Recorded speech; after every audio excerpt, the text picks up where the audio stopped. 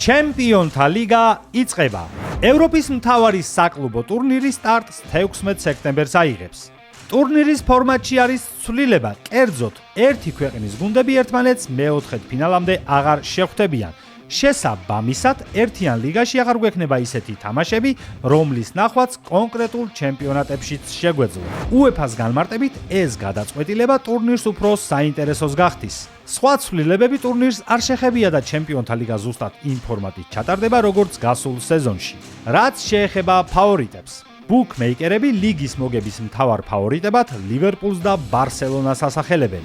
შემდეგ მოდის გასული სეზონის ჩემპიონი ხვიჩა კვარაცხელიას PSG. შემდეგ არსენალი, ტურნირის ყველაზე ტიტულოვანი კლუბი მადრიდის რეალი ბუკმეიკერებმა მე-5 ადგილზე გაიყვანეს. მე-6 და მე-7 ადგილს თანაბარი შანსებით სიტი და ბაიერნი ინაწილებენ.